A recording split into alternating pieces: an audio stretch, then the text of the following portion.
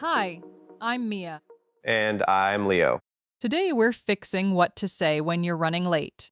Because one more sorry doesn't always fix the wait. I was at this cafe at 6, right on time. And I was supposed to be there with you.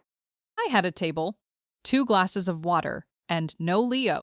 That sounds bad when you list it like that. It felt worse after 10 minutes. Yeah, that's when waiting starts to feel personal. Then my phone finally buzzed. I wrote sorry. 3 apologies and no useful information. Wait, I also sent a sad face. That did not improve the situation. Fair. I still didn't know where you were or when you'd arrive. Meanwhile, what was actually happening? The subway stopped between stations, and everyone was staring at the doors. So you had a real reason.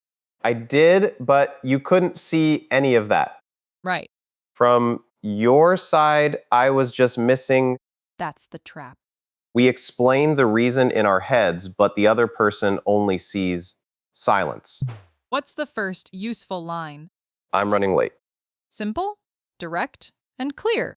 It tells you the plan has changed before I start explaining why. And it sounds better than, I'm late?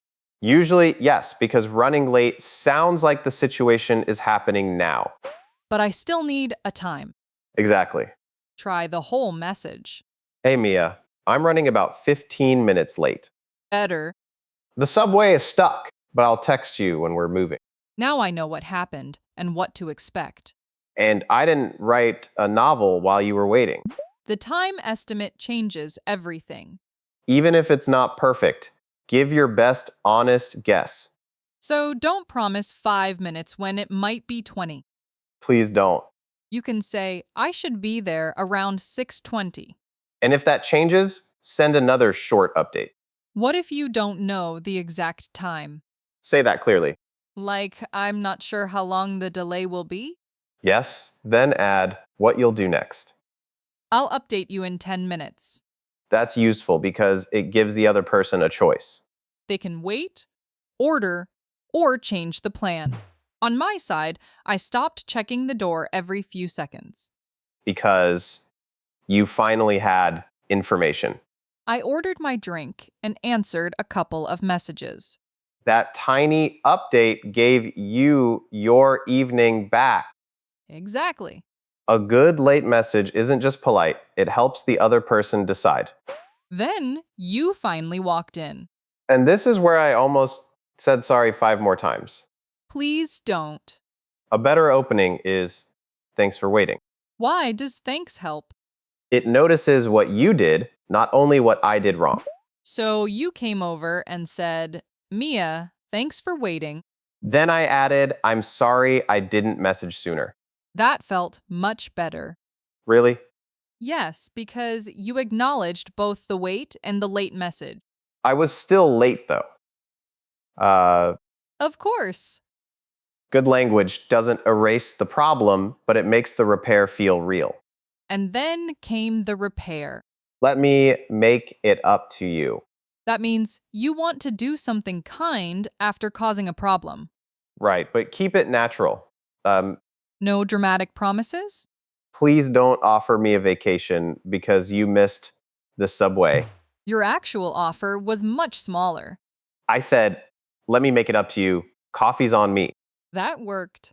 For a bigger problem, you might offer lunch or take the next task. But the repair should match the inconvenience. Exactly. One late coffee needs one coffee, not a grand speech. Do you always need to buy something? No. What else can you say? Let me make it up to you by choosing a place closer to you next time. That's thoughtful. Or just ask, how can I make it up to you? That question works when you're not sure what would help. And sometimes the answer is simply just message me earlier next time. Let's replay your message from the beginning. Hey Mia, I'm running about 15 minutes late. Good start. The subway is stuck, and I'll update you in 10 minutes. Clear reason and next step. So, Thanks for waiting, and let me make it up to you. Coffee's on me. that's the full repair. Short information first, then appreciation. then a reasonable offer. Could I use the same pattern for work? Definitely. I'm running late for our meeting, and I should be there by 9:15. Then say thanks for waiting, and I'll send the notes right after. So the words change a little, but the pattern stays. Yes, update, appreciate, repair, That feels easier than searching for a perfect apology. because people mostly need clarity and consideration. Back at the cafe, were you still annoyed? A little, honestly. Fair. But once we had coffee and a clear conversation, the tension dropped. So a good repair doesn't demand instant forgiveness. It just shows that you understand the impact and want to do better. Next time you're delayed, don't disappear behind one more sorry. Say, I'm running late, and give an honest update. When you arrive, say, thanks for waiting. Then offer, let me make it up to you. That's clear, warm, and useful. And if you're meeting Mia, bring coffee.